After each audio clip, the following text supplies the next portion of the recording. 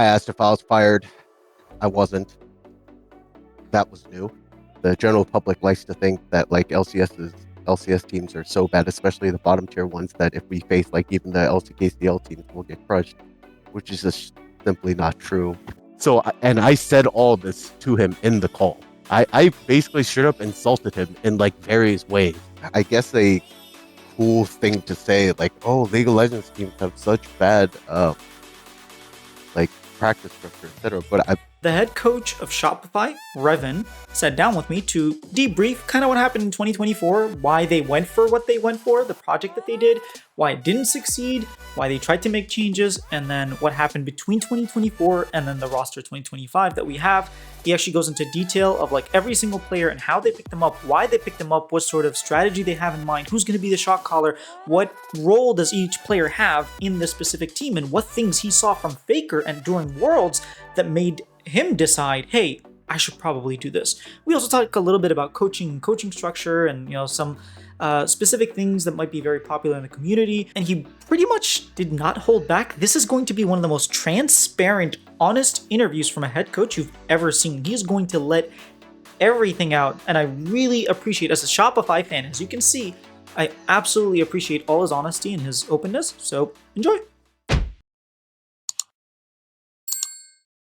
First, I would like to discuss maybe 2024 Shopify, and I think what the start of the project, where it's like, hey, we took a very successful NACL team, we promoted the core of that team, and people were joking that their baby Damwons, they're doing really well against LCS teams and scrims, and really challenging that and seeing if they would do well was a good strategy, even if it didn't work out.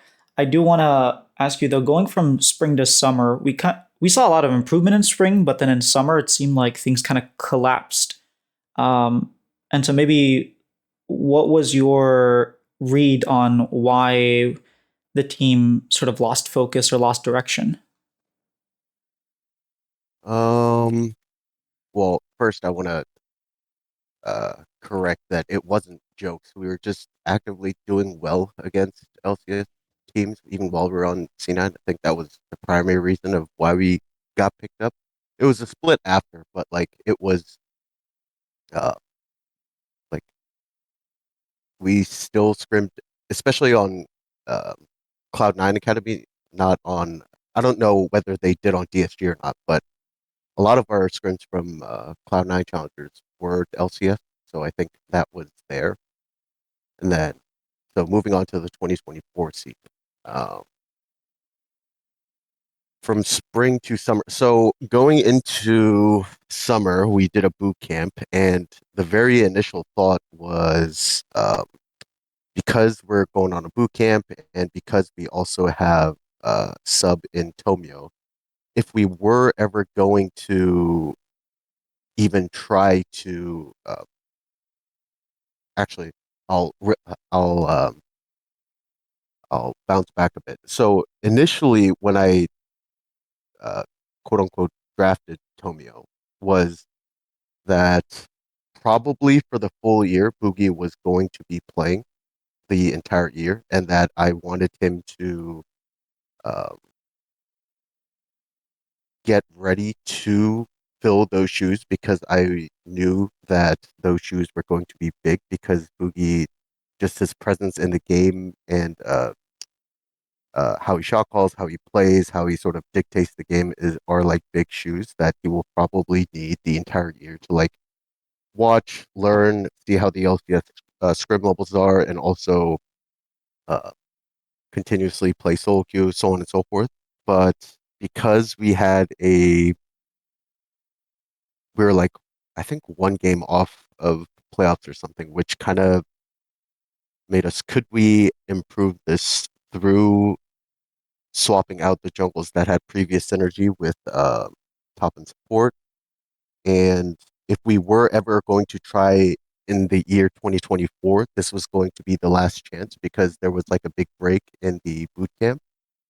So at first it was a trial, and for the first week he was doing pretty well, and our scrim partners were the LCK challenger teams were like whatever because and also some like PSG, LJL teams. I think uh the general public likes to think that like LCS teams are so bad, especially the bottom tier ones, that if we face like even the LCKCL teams, we'll get crushed, which is just simply not true. Uh, we were winning most of those scrims, but the thing that was the sort of confidence boost was 100 Thieves and C9 were also at the Fear X bootcamp facility, and we often scrimmed them as well. And Tomio was also doing pretty well in those scrims.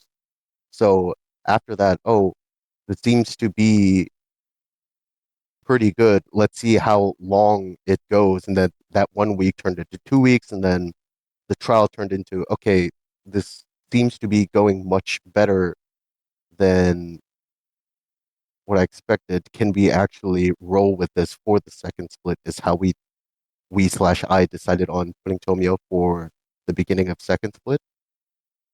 Um, but saying all that, where the turmoil started was, I think not only both of our jungle players thought that it was going to be AP jungle meta, our jungle coach did as well.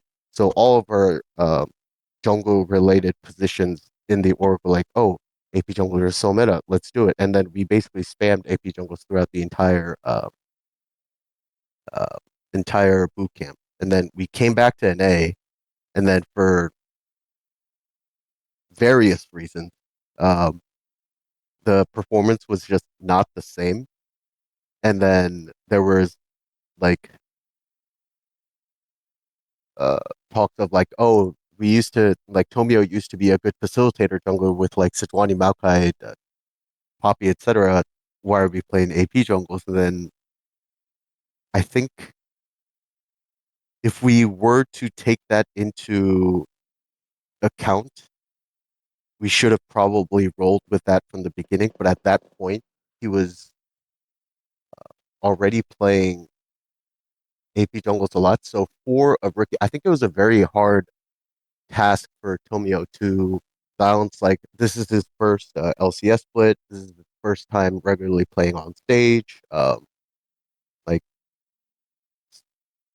and like he probably had a lot of internal pressure as to like every rookie I would imagine dreams of like, oh, I'm gonna come out swinging, I'm gonna be the goat. And then near the start of the season, we started struggling pretty heavily in scrim, which probably um, hit his confidence, hit the rest of the team's confidence.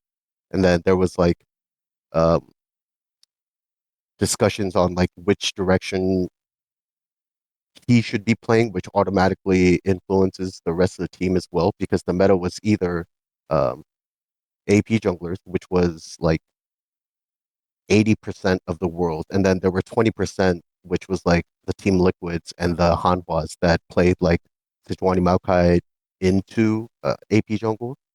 So it's not like the later proposed style uh, wouldn't have worked. We just needed to decide like really hard on what we wanted to play and really stick to it, which I think we didn't, which obviously, as stated, is my bad. And then we started with him, lost the Immortal series. Game one, if I remember correctly, was kind of close. It was just like misexecution here and there. But then game two, I think we drafted Nidalee, uh, which at the time, well, I still think Nidalee's a shit champ, honestly, for me. But it was one of those like champs that obviously because it's a scrim champ, he does well on. And if we're going to pick an AP jungle, I can't remember if he said it or someone else said it, but like it was brought up as a champ. Oh, maybe he just needs some agency compared to I think he played Sejuani game one, and we just went with let's try to make him comfortable because um, not only is it not only is the meta jungle related, but also he was our kind of focal point because he was like the rookie. The rest four were the same. Like for the rest of the team, it was just like a normal Tuesday, but for him, it was like his debut game. So kind of wanted to put him in the most comfortable position. Yeah, we R5 Italy into Rek'Sai, which was not only just draft wise, but I think this game went boom. I think at like first grubs or something. So we went with Tomio, Immortals, game one, close, game two, just got blasted. And then slowly the progress in scrims were like deteriorating even further because of the reasons stated prior just now. And then we basically had like two of the hardest people on our schedule, which was TL and C9, just got butt blasted by both of them. Like the games were like not even remotely playable, both series. And then this is when after week three we had I think a 2 week or 3 week break, and there was like another uh, a crossroads as to do we really want to, or do I want to rather stick with quote unquote developing Tomio or giving Tomio more time, or uh, can Bugi come back and be more effective for the remainder of the series? Because we're already 0-3 at that point, and literally every single game mattered so much, even up until the very end, because our playoff chances weren't decided up until week 7. So put Boogie back in. He Our first series against NRG, it was a 2-0, but I don't know if you remember the games, but both games were like really, really close. They were really sad games for me. Yeah, I remember. Yeah, and as soon as we lost the series, I said to the guys like, guys, both of these games, as close and as sad as they were, this is going to cost us heavily, which it did. Um, the week after that, we uh, beat Dig. And then the week after this, Fly. Honestly, our initial expectation going into week 6 was like, let's try to take at least one game off of Fly, and then try to beat 100 afterwards. Because obviously Fly was already strong at that point, and this is like, uh, I mean, this is not my personal opinion because a lot of pro players have said this throughout the year. Which credit to them, they ultimately made worlds, so good for them. But like 100 was always sort of kind of looked down upon, specifically because they were really bad in scrims, but somehow they just found a way to turn it on stage. So going into week 6, like let's try to make the Fly series competitive. We got one game. Game 3 was they lane swapped on us, and we're not like we were aware of what to do in lane swaps in general. We just thought that they wouldn't whip it out in the game 3 of this BO3. And then it happened. We had legit the most terrible champions possible for lane swap. They lane swapped on us, and the game was like pretty much instantly over. And then yeah, we lost game 1 against 100, and our playoff chances were out. That was like the Yeah. recap of summer. No, I'm impressed with your memory actually. I normally remember games, and you actually some of the games you're like remembering more about them. I guess you were there, so maybe that makes them a little more real for you, and you remember them. But I do remember game one against FlyQuest. You definitely could have won that game. Um, but then game two was like a really close game, and eventually, like I remember, it was inspired on Lilia, was making the game really tough, but we won. I noticed a theme in both spring and summer where we kind of struggle early on, and then towards the end of the split, there's almost like this fire that arises in the team, and we start playing a lot better. We start actually like even in spring, our second game against FlyQuest, where we played like Zyra Khan, Wukong, Aatrox, I think, and Oriana. We kind of just stomped FlyQuest, and they were the number one team. And it just looked like we were becoming more and more clean and better in terms of like macro and our compositions. And then unfortunately, it's too little too late. Um, Could you speak a little bit about that? I know like both splits were kind of different as to what was going on, but is there from your end as well the feeling that maybe the coaching staff or the players are just putting that extra effort when it's, do or die time rather than the entire split? So I think the Zyrakan game you're referencing is spring. And if I Yeah, remember spring. correctly, Yeah. their draft was complete ass. They had Smolder, Blitzcrank, Botlane. I think like was this their first win? Can't remember. Was this what? Uh, I'm trying to remember if that fly game was our first win or not. No, it wasn't. No, no. You had two wins Because we before beat that, I think. Cena. Yeah. I Yeah. think they just I honestly were they first or something? My They my were, thought yeah. like that was Fly's first loss, right? No, they had lost one game before that, I think. But they were in first, and we were like the first place killers because we beat C9 when they were first. We beat NRG when they were tied for first, and then we beat FlyQuest when they were first. Yeah, they were first and we were last. And I think they just came. I mean, this is all presumption, obviously, but I think they're just like, oh, these guys are such shitters. We can pick whatever we want and we'll win anyways. And then they just picked for me the worst chance possible, and then also kind of played bad on them. And then once we started getting rolling, I think they just rolled over and died. Um, Frankly, they can't really do anything with these champs anyways. But yeah, I think both splits we always like we had an internal like joke slash phrase of like the magical 3 weeks or something. I think for the most part, and also credit to the players, like that. I think in comparison to other teams, maybe besides like as far as like, so I think there's mainly two types. I think in how teams approach those like 2 to 3 like break weeks. There were some teams, as far as I know, like C9 that had like only 1 day break, and then they base one extra break day, and then they just treated every single week as if it was like a normal work day.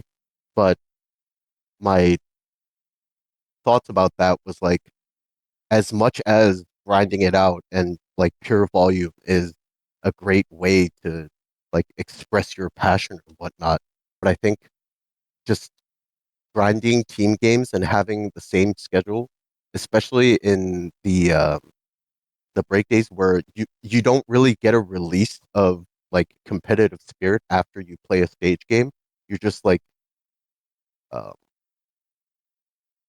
bottling up all this like energy, but nowhere to spend it, and I think that creates burnout, which sounds odd. Oh, gamers can't just play games for 3 weeks straight. That's odd, but in my experience of like 5 to 6 years of coaching, I've seen that a lot. Where if they just scrim mindlessly for extended periods of time, they will lose focus in the actual point of the scrim.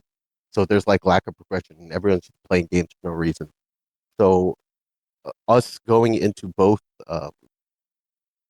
break weeks, I think we had like 3 days of off days, and the scrim schedule was like basically from day one of week one up until like day five of week three. The scrim schedule would be like progressively harder, and try to have it that way so that we can sort of build up. And I think that, along with the players' like individual motivation level to let's get out of this hole that we dug ourselves in, made us better in both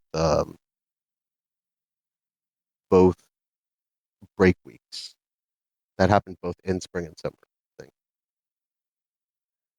Okay, that's very interesting. I do think that as someone who's played like soccer or football and like traditional sports, it I've always noticed that League of Legends practice seems a little bit backwards or not as efficient as it could be. I guess it feels like obviously some of it is the tools. You don't actually have like chrono break and like start from replay and stuff like that, but sometimes it feels like okay, you're just playing the scrims just to play it rather than like having a specific focus. And that's why, you know, this isn't Shopify, but I Cloud9 in summer, I felt like they weren't improving at all. And I was like calling them out for it. I'm like, hey, just because you're winning doesn't mean you're improving.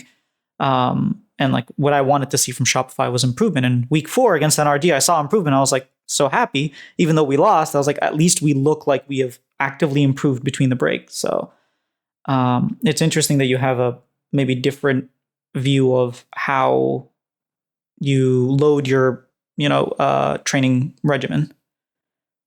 Well, what you initially brought up in the first point is more about like targeted practice or like practice structure, etc., with like what is our goal, etc. And I know like nowadays, especially because they've had their worst year, people love shitting on C9, but I like don't think, and not only just C9, but like just teams around the world.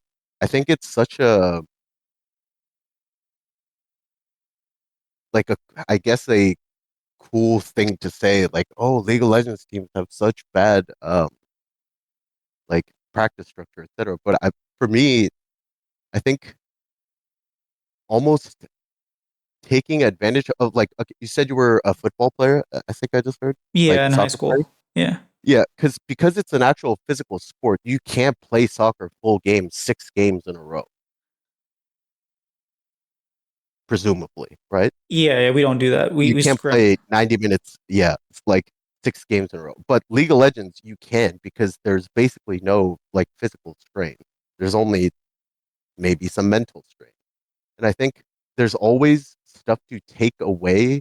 Obviously, it's always best to actually set a goal before the game, try to execute it, and then look back at it afterwards. But for me, because of how accessible League of Legends 5v5 games are, you can always like consciously or subconsciously try out a lot of stuff, gather a lot of data, and like there's so much benefit to having access to pure volume of 5v5 games that I think people overlook and try to like almost demean like people grinding because I highly doubt, like really, really highly doubt, added on with whispers that I've heard here and there that like Korean and Chinese teams before going into every game, like because they've basically done what we've been doing 2 times as much in better environments. I don't think they do the targeted individual practice or like um, we're gonna get better at team fighting by like randomly making a team fight scenario, etc. I think there's always merit to having a natural team fight setting and try to gather what you can from it. I think I've gone off topic a little bit too hard, but sorry. Yeah, no, I enjoy the discussion. Maybe a different time we can actually talk about that. Because I do think when what you're saying does make sense, but at the same time, it's like, well, if they're working harder and they have a better environment, shouldn't we use better tools? If they're not utilizing it, we might as well. And your argument would be like, oh, they tried it and it just wasn't efficient. And then my argument would be like, maybe they didn't know how to try it well enough. But regardless, I digress. I do want to move to like 2025. And so this interview was actually recorded before we announced our roster. So, we've currently announced 4 of our 5 players. Our 5th player is rumored at this point. So we talked about it based on rumors, not necessarily that they actually have him or not. So nothing is being confirmed here for our support. Just wanted to make that caveat. But our rumored roster is Fudge, which fans are happy about. They think there's an upgrade to Fake God. Contracts, who people are also happy about, and they feel like he was on jail with on NRG. B-Boy, who people are kind of underrating, I feel like. After spring, people are like, oh my god, he's first team All-Pro. He's really, really good. And then summer, people kind of forgot about that and have to remind them all the time. And then Ceos, who Brazilian fans are really happy that we saved him from Kaboom and Tier 2. A lot of American analysts or North American people don't know who he is, which is fine. He will show who he is. And then the mid lane, which I'm personally not a fan of what happened, but maybe can you go through like, okay, off seasons starts and we need to start a roster. What sort of things do you look in on Like, oh, am I just trying to upgrade every single role? Am I trying to keep a specific core? Like, how do you approach an off season like this? Um, uh, Let me think for like 20 seconds. Take your time.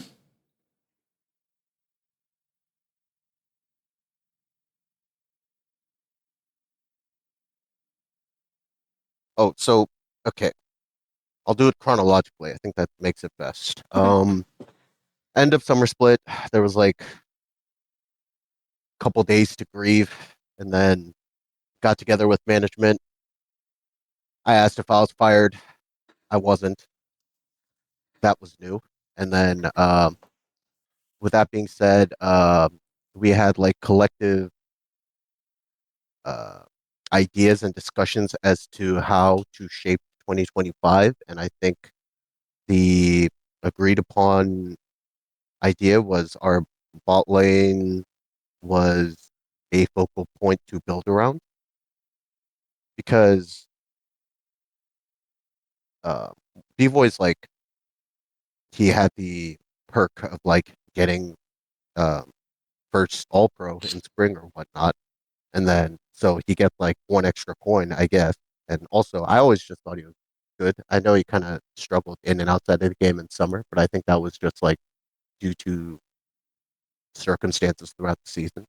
Zeyzal, uh, contrary to general public's belief that he's like not good or something, for me and basically everyone in our team and our org, like was very well aware of his significance to the team because one small story to fun story to outline how important he was like as I said earlier, like we were winning scrims against every like LCKCL team in the boot camp, right?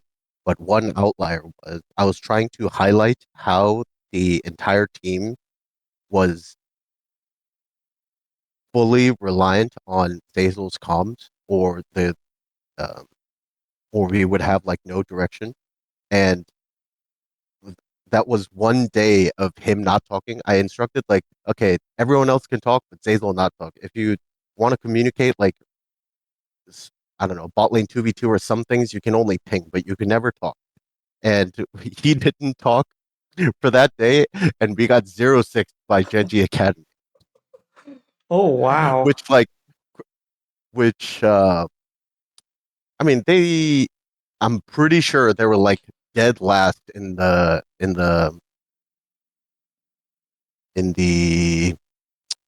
not region. What am I oh in the league in their like respective league or something. So yeah, um he is he was very important in and outside of the game as to like whether it be culture, vibes, feedback, uh, uh, in-game comms, calls, etc. So yeah, we're trying to build around our bot lane, and the only question mark was Bugi, uh, where we didn't know 100% whether he had. We already knew that he had 6 months available, but Shopify at this point, like the very first year, I mean, they never said this to me directly, but it's I guess like an underlying tone of like first year we're just trying out stuff, uh, throwing stuff at the wall, see what sticks, etc.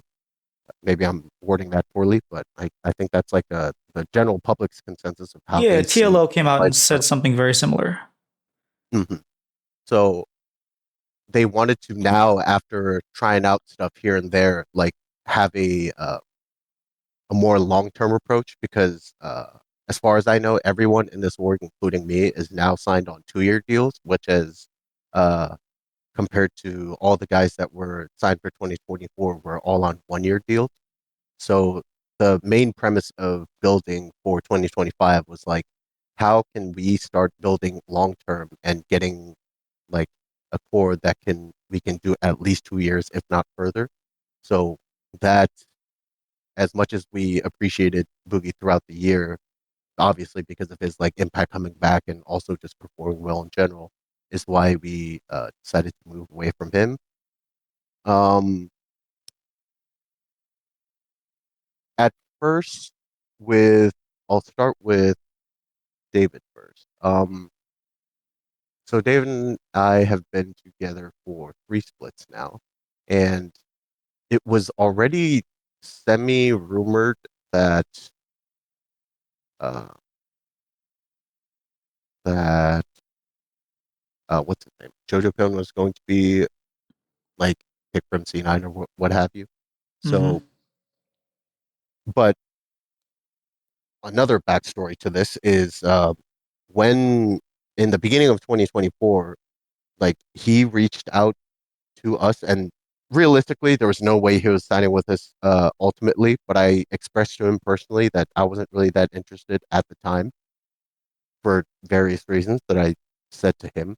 But in 2025, I thought with the struggles that he had in 2024, he would be a more suitable option for not only me, but for Shopify. But he moved away. So, uh,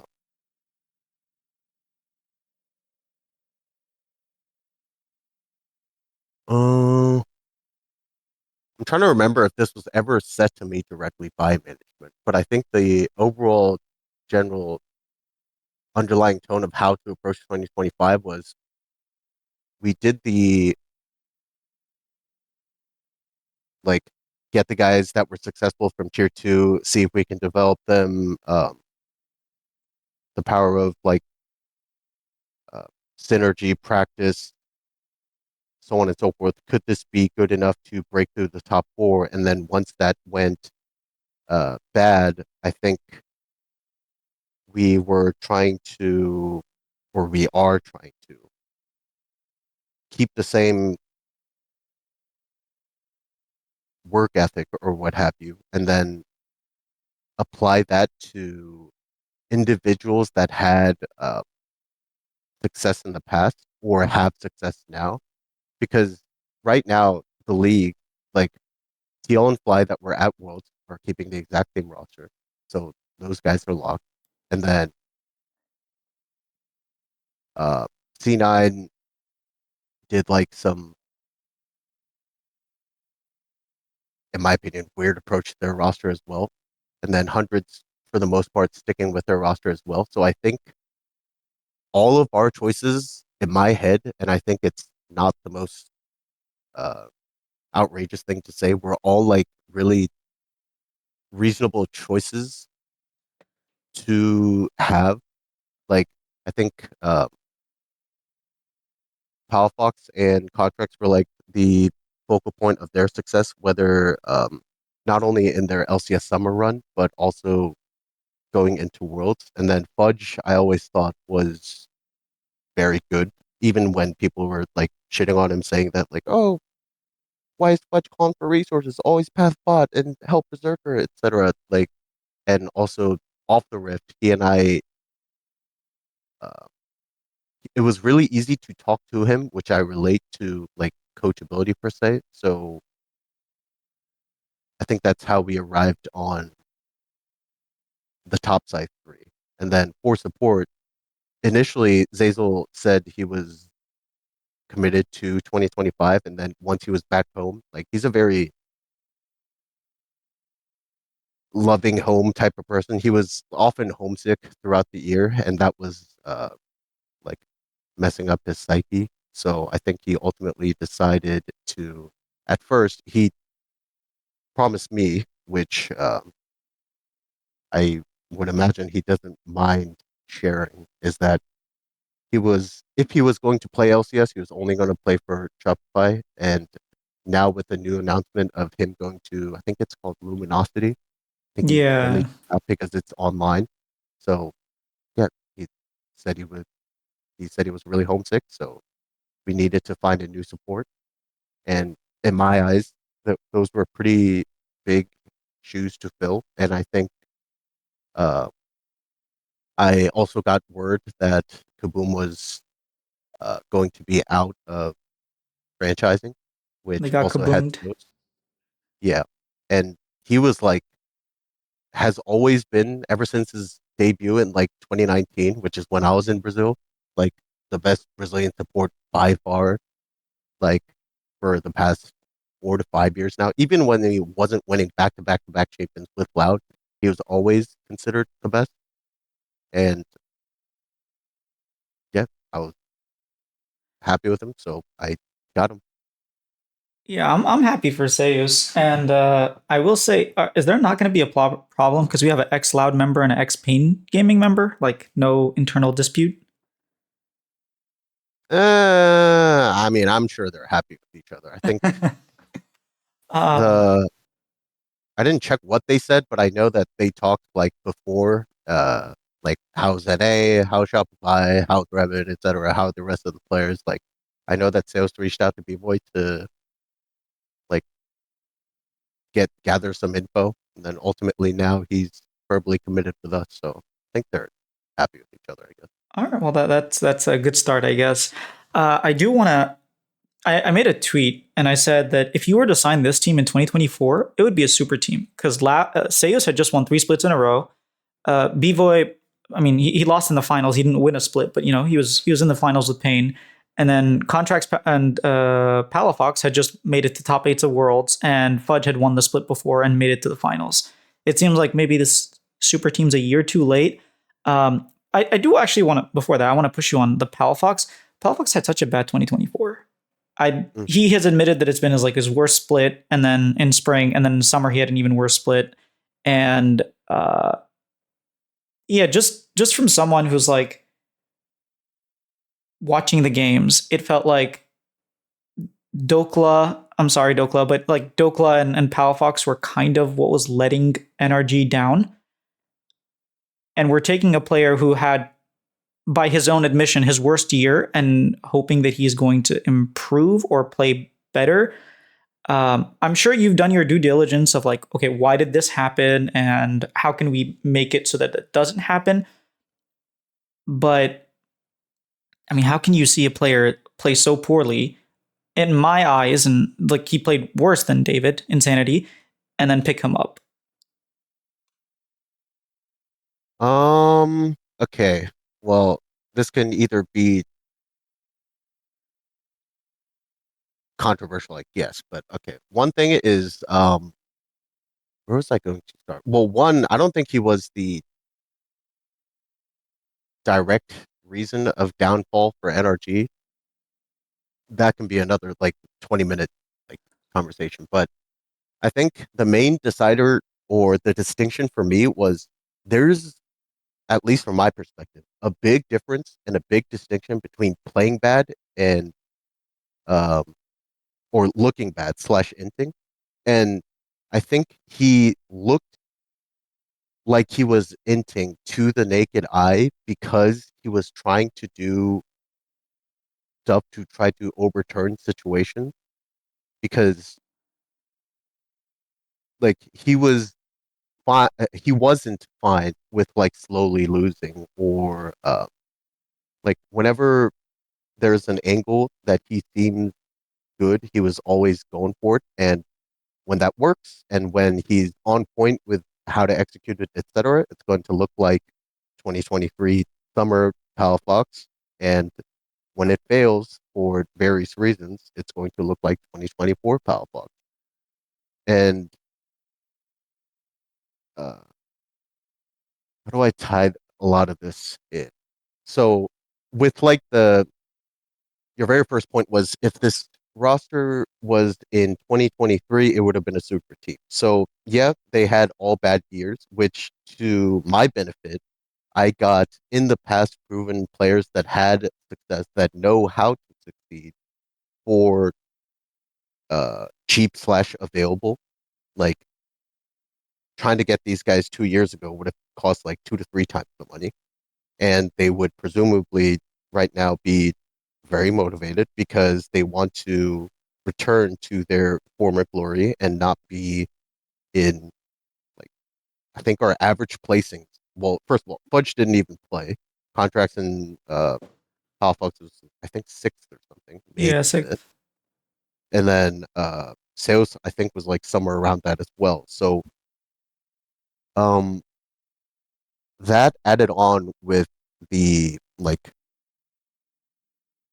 why did I get um, I guess actually two players. I think people are like less anal about contract in general because I don't know, maybe he's a cute looking guy or whatever and whatnot. But like, okay, but you know, the thing I noticed is like, okay, Fudge is 22 and Surdy is also 22, but one guy is like considered, and I know the reasons as to why like they do, but one guy, Surdy, which credit to him, is considered like the next up and coming Jesus of North America, and Fudge is the wasp piece of shit that like how's he still getting jobs, etc. When at the same age, like Fudge has like 3 to 4 more titles. So that part confuses me a lot, and I think the only like different factor was Fudge has been playing pro for like 3 to 4 years already, which from my perspective, if anything, should be a plus to him because he already has in the same amount of like years on Earth has automatically 3 to 4 more experience, and not only just experience, he has like good experience with success as well. He just had like an off year, maybe uh, at maximum like 3 splits or something, and then uh, with with PALAFOX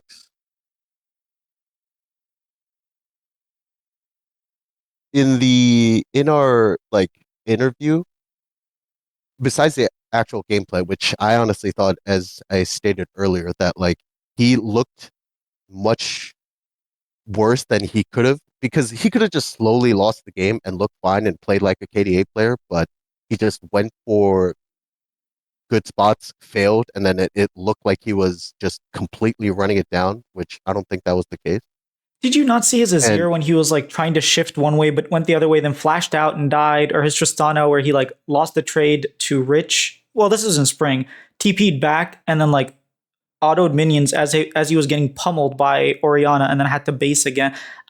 I do agree that like some of the engages weren't coordinated, but it did feel like mechanically he was far cry from like the beast who used to play Yone and Nico and like these other champions. well, the thing that helps, which helps a lot considering the two specific champs that you listed were like they're short range playmaking champs, right? Both Mm. Yone and Nico. So, which, um, whilst credit to David having a wide champion pool and like different types of perks, I don't think anyone, when asked of like David's strengths, would be like Yone or Nico, those champs specifically. And it's not like those styles are superior, but this also ties into after watching a 2024 Worlds where I somewhat needed like a crack, and I was also way more interested in mid laners slash mid laners that have or can at least try to play how Faker did in both finals of 2024 and 2023, which is like he basically made T1 win, Mm-hmm. not just because he played good, but like he was making the shit happen, which is like very rare for a mid laner. I think playmaking generally comes from either jungle and support and at maximum from top. And mid and AD carries are just like sitting around and waiting for stuff to happen and then they do damage, etc. And with like how you said, with I don't know which Azir play you're talking about, but like that sort of like willingness to, even if it makes him look like a clown, which judging by what you said he did, the fact that he was willing to go for it was an appeal for me. But this like play style or gameplay related stuff was only like 30%. For me, the deciding factor as to why I actually wanted him was one, he was the only player, um, besides like maybe Fudge, but that's a bit different because he literally lived down the street. He was the only player that, as an individual, not through an agent, like that reached out to me specifically and said, Let me bring up what he said exactly.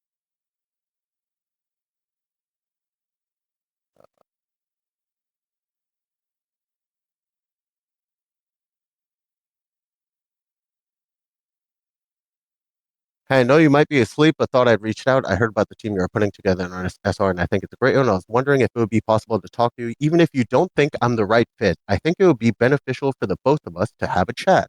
And whilst this like two-sentence statement doesn't really seem like a lot, basically no one does this. Like, like I think players basically either fighting for their jobs or having some sort of outward passion as to like, oh, I want a job is pretty rare nowadays because either like 90, 95% of them just like sit behind their agents and hope something good happens.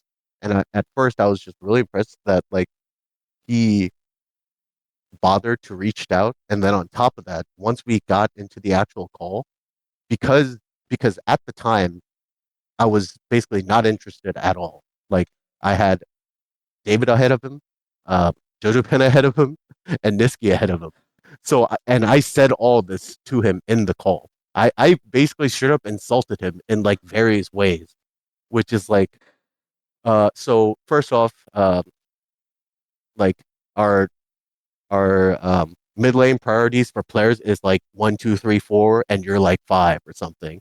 And then on top of that, while we were talking about his like gameplay, um, or something of that matter, like and that's what I was trying to sort of achieve is like if I am to mesh well with this person or have like faith in working with him or of him in general, I wanted to really gamble my approach as to like how far can I push him in this like one conversation and like see what pops up. And he took it all like very well attitude wise and also gave like concise insight as to why he did certain things, but it wasn't like and certain traps that I use in a lot of my like specifically player related interviews is like I try to uh, I try to manipulate the conversation in a way where it's so convenient for him to blame other players, but and if they fall for that trap and they go like, yeah, that guy was kind of anything, I'm like, oh, you slipped up. Maybe you're a shit teammate and you slipped up just now. And I will probably like take that into note and think of it very badly. But he basically didn't do that at all and try to find the most problem slash solutions related to himself. And all these like qualities, like the more and more I talked with him and thought about it, was more appealing to me. Uh, so at the very end, like uh, Jojopyun went to Mad, Niski took a break. So it was ultimately between David and PALAFOX, and I just weighed the pros and cons, and uh, went with PALAFOX ultimately because of all the stuff that I said just now. Yeah, no, I think that definitely changes my personally my lens on how you're like the decision ultimately. I think the two things you said with the Tomio when you decided to bring him up as a trial because he had synergy and you guys were close to like greatness. You almost beat that Cloud9 and made it to playoffs. I feel like that wasn't communicated, and if it was, I definitely would have been much more open to that. And same thing with the Palafox, the idea that hey, I actually want a playmaking mid laner.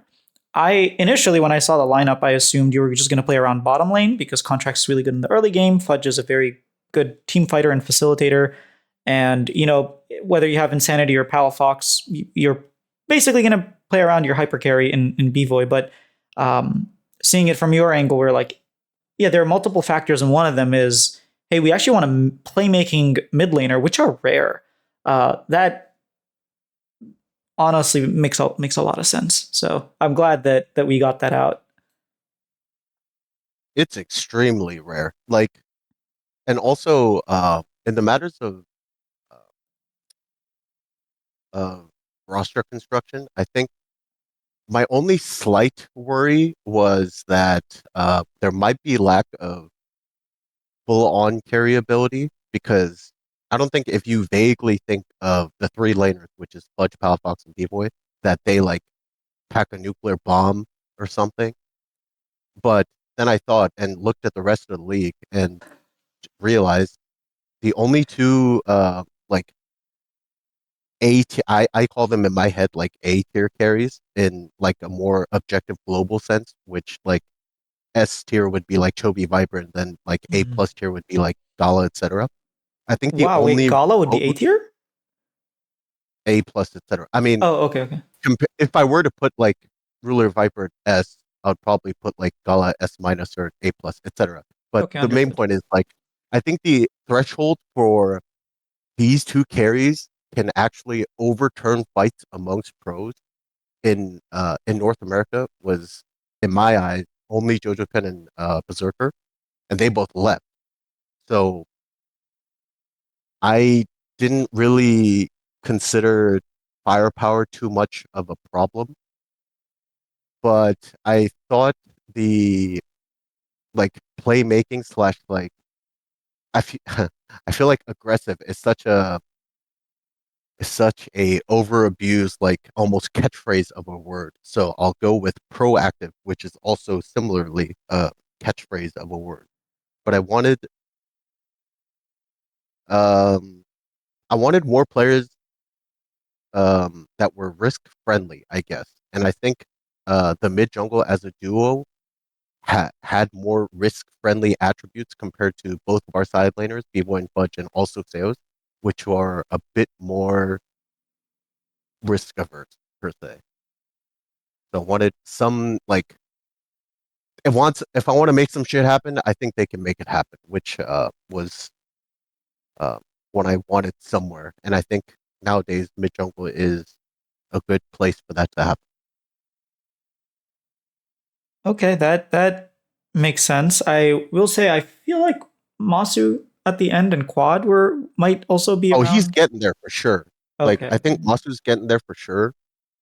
And like there are a lot of close individuals like that are either B plus or A minus in my head, which is like the carries the fly in TL pretty much. And also Whipple obviously has his own like game changing qualities, whether it be like specific angles or champions that he goes for. But I'm saying like on any given day, like throughout 2024, going into 2025, it might be a bit different. But like if we were to assess raw mechanical ability and put a number on it, I would normally say Jojo Pen and Berserker only.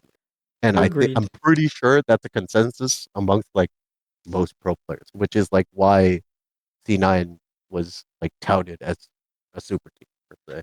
Yeah, and Team Liquid tried to But get rid of then APA and Eon to get JoJo and Berserker. Obviously, it didn't work out, but it tells you how they themselves also like rank the players. really, I was under the impression that it was not the case. That was not the case. In 2023, some after they lost, the rumor was like they Berserker had left C9, like he really didn't want to stay and he wanted to join JoJo, and then JoJo was like between C9 and Team Liquid.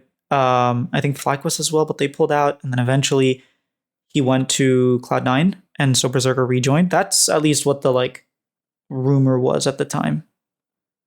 If my memory serves me right, I'm pretty sure TL actually wasn't interested in that duo, and it was Golden Guardians before they boomed. Oh, okay. Yeah, but that was in the past. Yeah. Yeah, Last player I do want to talk about is Fudge. And you mentioned how like people heavily like criticized him. And I know on C9 subreddit they were acting as if he was literally the worst top laner, despite him like being top three pretty much every split that he played in, which is funny to think about that they were calling for his head. But um, I've heard a lot from people on C9 that Fudge is a very, very smart player, and you can look at like how he flanks and how he team fights, and he's very smart about the game, but more so outside of the game. Like he's not a shot caller, but in review, he will tell you exactly what should have happened, and he's very smart. And it does make me a little bit worried because we kind of lost Zeyzal, who was the shot caller, and we brought in, a Brazilian support who, probably speaks a little bit of English because he played with Route and whatnot, but probably not good enough to convey very complex things So my question is like, where do you see the shot calling coming from in this team? Presumably contracts. I would imagine. I mean, even without the language barrier, my always perception of Ceos, like whether by just watching him speak or like, because I listen to a lot of mic checks, like Mhm. whether it be LCS, LEC, CBLOL, LCK, etc. And every time I watch CBLOL mic checks, he wasn't really vocal. He's just a guy that like knows the game to the point where he knows like where to be, what to do, etc. So he's like a matcher, if that makes sense. Like he matches like and does and knows what to do without having to say it, which in my opinion is the best way of playing the game slash like communicating. Because for me, communication is also another catchphrase worthy like overblown aspect of the game. And if players just know what to do, it's infinitely better. But yeah, our I would imagine our natural communication process is going to be jungle asks for info, gathers info, sets a plan, and then laners give sufficient info as to how to do that plan is how I see it. Like I think contracts will lead the conversation, get the info from mid and top, and judging from what I've gathered through watching both PALAFOX play and knowing Fudge for like a year and a half in C9, uh, they'll give info, and then that's probably what will happen. And then contracts will be like, look here, and then engage, and then that's how it'll play. That makes sense. I mean, I actually really agree with what you're saying of like communication is often overrated. And at least again, Oh, back to which my sports. another fun story regarding that. So I'm entering my seventh year in professional coaching, and on every iteration uh of roster that I've ever coached, whether it be Brazil, Mexico, LCS, NACL, etc., I've always tried to act besides C9 specifically. I think every roster besides C9, I've tried no com scrims, and without failure, uh, the no com scrims always have a better outcome in matters of not only wins and losses, but also like the quality of the game. Wow, that is not what I was expecting you to. But I was expecting you like we always go 0-6. No, to be fair, it's usually like maximum 2 days, if not 1 day, because I always just do this every once in a while to like say like, see guys, comms are like overrated. Just focus more on gameplay and try to make communication concise, and it's really not that important. But in order to prove that point, just out of the blue, I'd go like, okay, today we're gonna try no comm scripts, and without failure, always on average, which uh, the no com scrims day is 1 day, so I guess that data is a bit of an outlier. But let's say on any given team, my average scrim win rate would be like 60%. On the no comms day, it would go to like 70 or 80, like without failure, always. It has always been like that. All right, well now we gotta wait and see for you guys to do that on stage. Are the comms like when Shopify releases them is just like little pings going out? Um, Um, I mean, well, well utilized comms is always going to be better, but I'm saying that is um, unless it's very good comms, I think just 80, 80, 80, 80, 80, or like bam, bam, bam, or whatever it may have you. It's just like I always have this like lingering thought in my head that comms are just almost like a mental block to most pro players that like they feel the need to be talking in order to feel like they're contributing to the game. Mm, I actually was going to go on a different angle. In sports, I also played some basketball, and more so than soccer, we kind of just have set plays. So I might just like make a signal, and like the five players that are on the court know exactly what that means and know what their roles are and know like the rotations that they have to do and like who's going to be the one that's catching shooting and or like I'll, like it's very popular in NBA to just have these like set plays that you're doing and the set plays have different variations. And I know it's a different sport, but I always wondered like why don't we see more stuff like that in voice comms where it's like, okay, now we're like doing this, or just like blue 42 like in football for example, and everyone just knows what they have to do because you know what everything around that entails. And I think it was Berserker. No, it was someone else, an import who came, and I was talking to him, and he was like, "Yeah, in Korea, we kind of like when you say go do Baron or go do Dragon, it's understood that okay, that means that the support is going to go do A, B, and C, and then that our top laner is going to match the flanker and do all this stuff." But here, I kind of have to tell everyone. I was like, "Okay, support go ward, and top lane come make sure the Aatrox doesn't flank us." I always thought that was fascinating. If it does happen, why doesn't it happen more often? Uh, that could be a bunch of reasons, like lack of knowledge, lack of awareness, lack of concentration, depending on who it is, how it is. But I think just in general, compared to traditional sports, like whether it be American football, Blue 42, like there's time to like actually set the formation and um, so on and so forth. Whereas league, like there's no pauses, and Mm, the right answer literally changes frame by frame because you have to spaceball if you're actually like matching the top laner. Can I be uh, in and outside of this bush? Are they in 700 range, et cetera, et cetera? So I think uh, it's not a fair comparison compared to traditional sports. However, I think the point being made, like East versus West, is they really hone in a lot of reps and that drills the most basic formation into each and every player compared to the West. So I think there is uh, a good point at that, I guess. all right. Now Oh, and another thing is, I'm pretty sure this has been said like by multiple League of Legends personalities, which is a really convenient thing in, I don't know about China, but in Korea specifically, is like, say I'm a 31-year-old coach. I have an 18-year-old rookie. To him, I'm a god. If I say he will and has to listen no matter what. That's just the culture there. Even if I'm talking out of my ass, he will have to listen.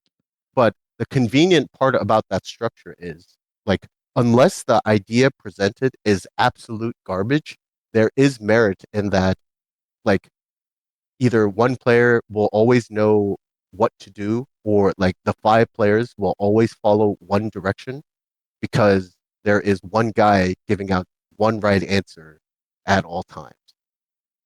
I've heard that it's like slightly changing nowadays, depending on what team and whatnot. But just in general, Korean culture, if you're older, the older you are of more of a deity status.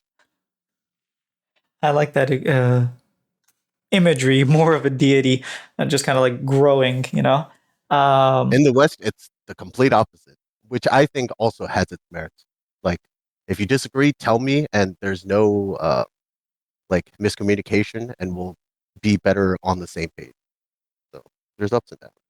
do you last question here? And do you actively coach while people are scrimming, or is it always like VOD reviews after scrims? Um, that's actually a pretty funny question because I've always been a big hater of live coaching, live coaching slash live comp because you can't do it on stage. So my always thought was like, why would I instruct basically a cheat code to the players to fix this immediate problem or like immediate thing rather than basically let them fail and then we talk about it afterwards because it's more natural because that's the only thing we're capable of doing. But then two thoughts occur to my head, which is one, like I actually hope that what you said is allowed in actual stage games because that would allow way more influence to the coaches and it would actually like increase the significance of a good and bad coach way more than how it is now. Because League of Legends, as popular it is, compared to any major sport in the world. Like coaches have basically no say in the actual live game. Basketball, you can shout out stuff to do. Soccer, American football, like they are always saying stuff to actually influence the live action of the game. Whereas League of Legends, you pick five champions, good luck, guys, have a good game. And then you come down and then you get down on your knees and pray, which is like the state of League of Legends coaching. So that's why, because I can't do it on stage, I try to refrain from saying anything during the game. But I'm actually considering changing, not changing, but like trying that a couple of times just to see how it goes, to see if there's any merit to it. Starting next year, like if they're doing something terrible, I just like say it behind them and they adjust and see if that has any merit. Uh, but yeah, that was an interesting question because that was something that was on my mind. Oh, interesting. I'm glad I got that out, and I'll hopefully next time I see you, I'll ask you and see what the results were. But I was just thinking, like, if you're working on a very specific thing during the week, and the first 2 3 scrims, you could like point it out if they're forgetting, and then hopefully that's like kind of training wheels to make it so that the next few days of scrims they get a better handle of it. I don't know. I'm not a coach, but I that's just like a thought that I was curious about. All right, this has been really awesome. I really appreciate your time and your honesty and how like open you were and not dodging the question. Even if you couldn't say everything you wanted in your heart, you pretty much answered everything. So I really appreciate the openness, and hopefully all the Shopify fans will enjoy the interview too. Oh, last like sort of external statement, which also is a semi, which is also added on appreciation to you and also the fans as well. But I want to really shout out our management because not only just because I am the recipient, but just historically, if a coach goes seventh place 2 times in a row, they are fired no matter what globally. Not even twice, even once. That is like prevalent in esports society or the esports market. But they are, first of all, even off of the like business side, they're also just like really good people. And then I think they're like really they're really set in their own way of like their approach, which the most convenient answer of all times is, oh, seven place two coach, seven place 2 times in a row. This coach must be dog shit. Let's fire him straight away, which is like 95% of how stuff goes in esports. But they are really a sort of top down structure and they give me a lot of like wiggle room and influence to do a lot of things that in my experience in most other esports work you can't. So I think one of the main reasons why I want to win above the obvious ones is I really want to for this org to succeed because I think they're doing things the right way, even if it like independent of me. Like although it's really convenient that I feel good about them just because they're keeping me on, but I feel like I'm being truthful when I say even if the recipient wasn't me, I would probably respect it. No, I think you hit the nail on the head. I think that's what I noticed from the very beginning, and that's a big reason why I'm a Shopify fan. And just the way they've treated their staff, the way they treated their member, even when their members left on different sports, different esports, they treat them with such utmost love and care. And it's really cool to see that they're just a passionate group of people who happen to have a big backing. And oh, sorry, one last question. I know I said this like twice already, but you're the head coach, and then you have Turtle and Wiggly who are like assistant coaches. Is that accurate? No, going into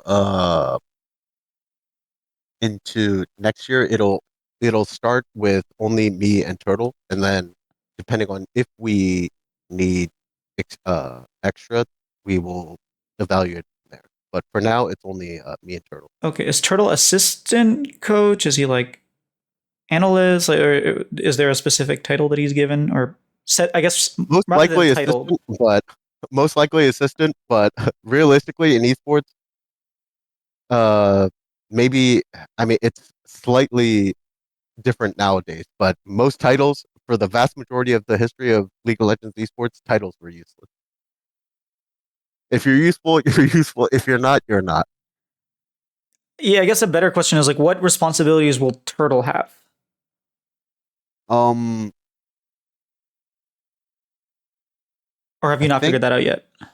no, I have. It's like we already talked about as to what he will do. So maybe it was conveyed in this interview, but I think whilst I have my perks and what I can do well, in general, I'm not a very diligent slash like organized person, whether it matters of like Excel sheets or like any visible tracking or presenting to either the players or the management as to like how to really document and track progress and process.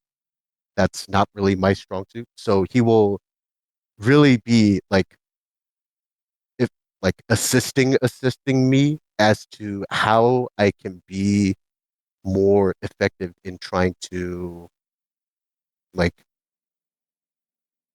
coach the team because most like coaches are one or the other. One is like the lifestyle guru, like uh, and the other is just like game, like oh, you need to slow push the second wave here. It's usually polarized like that, one or the other. But if I really want to try to merge those two, I think he will be helpful because one, he's the biggest veteran. He's been in the scene for like 12 to 13 years. He's also pretty old. He's 1 year younger than me, but like being 30 years old in esports is basically a grandpa. And also just stylistically, I think him as a person, although he's light-hearted at times, I think he can be way more uh, proficient professionally compared to me. I think to like Interesting. really tone down and like do the 1, 2, 3, 4 step, etc. So I think that type of organization will be what I'm needing, and that has been conveyed to him as to what his role will be going into 2025. Because throughout 2024, first split, he was like basically a sub, like fully. And then going into second split, because like it was pretty clear that Bibo was just going to be playing the whole time, he was like, it was his very first split just as a coach, period. So he was getting the hang of like talking to the players as an actual coach role, not as a veteran like player role, which might sound similar, but there's like some nuances to it, like how to present himself, how to talk to them, how to round out discussions, etc. And I think he's been doing a pretty good job. So yeah, all those things are what I expect from him going into 2025. All right, it sounds like he's a true like assistant coach in like the traditional sports sense, rather than like a strategic coach or an analyst or a specialist or any like a defensive coordinator. He's like straight up just an assistant coach, which is good to know.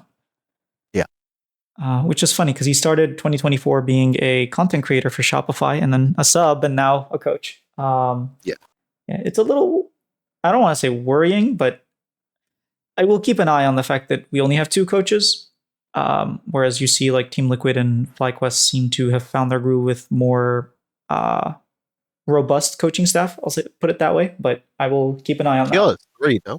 Oh, actually, okay. So TL, as far as I know, um, last year had three. This year it has three. And what I mean by three is like specifically like game related coaches, which TL has Spawn, Rainover, and Swiffer now, I think. And last year they had Rapistar, but he went And to they have coach. Haytham, right?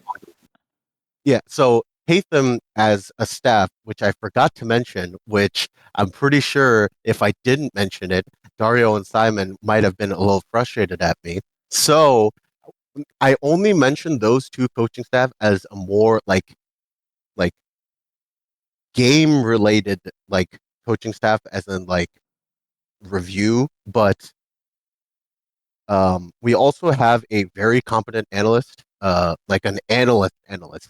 So there's also two types of analysts.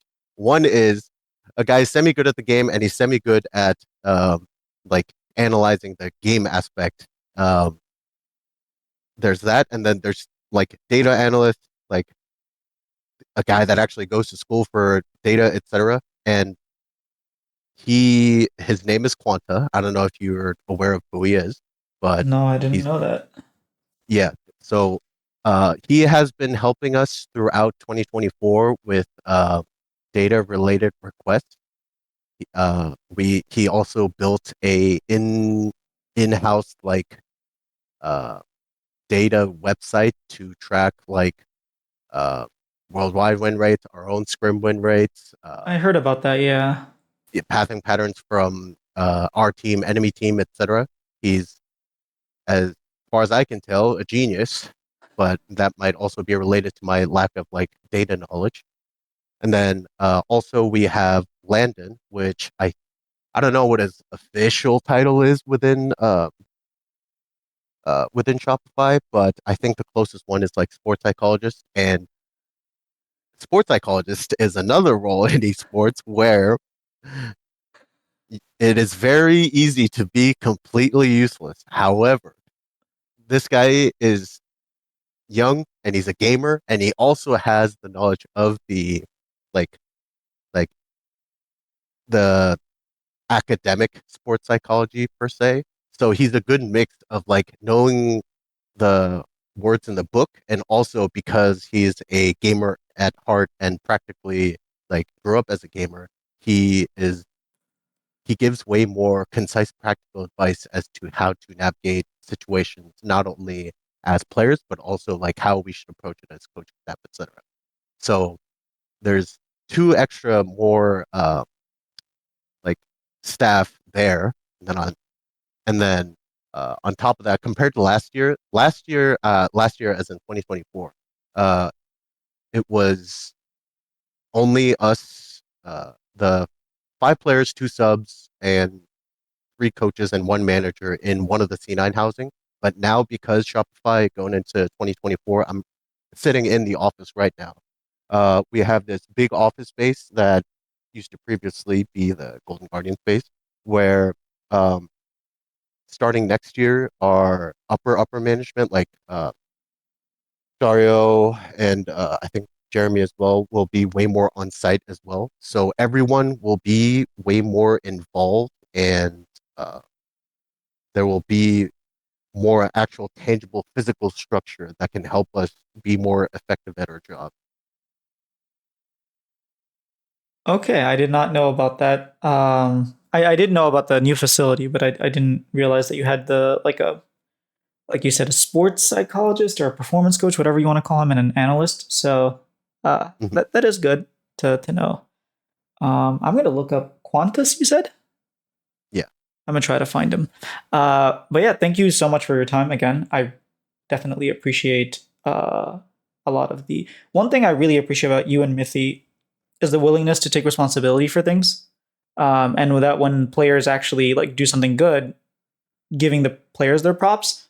I felt like Cloud9 members didn't really appreciate that with Mithy when he was there, and they're definitely missing it now. But I appreciate coming on and talking to me.